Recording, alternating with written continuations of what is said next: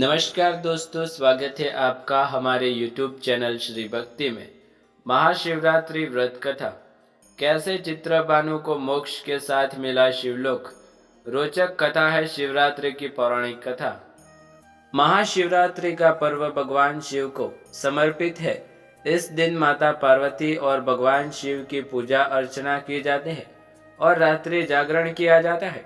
मान्यताओं के अनुसार शिवरात्रि पर कथा सुनने का विशेष महत्व बताया गया है। हिंदू पंचांग के अनुसार महाशिवरात्रि का पर्व हर वर्ष फाल्गुन मास के कृष्ण पक्ष की चतुर्दशी तिथि पर मनाया जाता है। इस दिन माता पार्वती और भगवान शिव की पूजा की जाती है। कहा जाता है कि महाशिवरात्रि पर भगवान शिव ने अपनी तीसरी आंख खोली थी और इस संसार को नष्ट कर दिया था।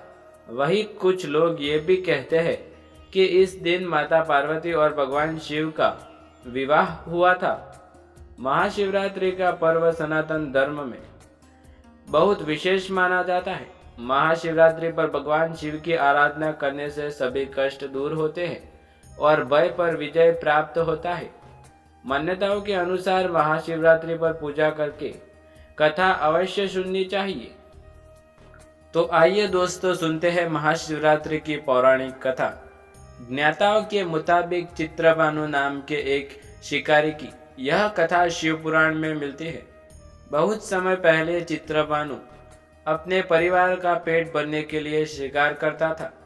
गरीब होने के चलते वह साहूकार से कर्ज लिया करता था, जिसको वह समय पर चुका नहीं पाता था। अपना कर्ज वसूलने के लिए एक दिन साहूकार ने चित्रभानु को कैद कर लिया, जिसकी वजह से चित्रभानु को भूखा प्यासा रहना पड़ा। इसी बीच चित्रभानु ने भगवान शिव की आराधना की। चित्रभानु को पैसे व्यवस्थित करने के लिए साहूकार ने शाम को उसे छोड़ दिया, जिसके बाद चित्रभानु जंगल में दर दर शिकार ढूंढने में लगा। भटकते भटकते शाम से रात हो गई, लेकिन उसे एक भी शिकार नहीं मिला। पास में एक बेल का पेड़ था, जिस पर वह चढ़ गया।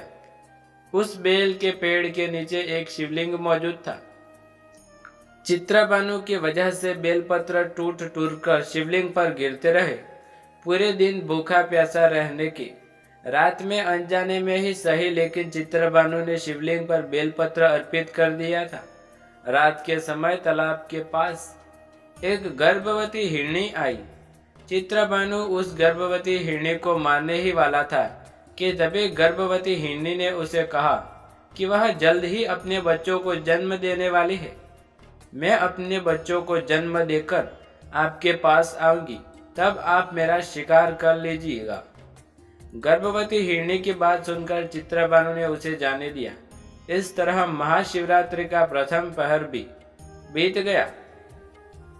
चित्रभानु शिकार की तलाश कर ही रहा था कि तभी वहां पर एक दूसरी हिरणी आई। हिरणी को देखते ही चित्रभानु शिकार के लिए तैयार हो गया था। तभी हिरणी ने उसे कहा कि उस अभी ऋतु से मुक्त होकर आई है और अपने पति की खोज कर रही है। हिरणी ने उससे वादा किया कि वह अपनी पति से मिलकर शिकार के पास लौट आएगी।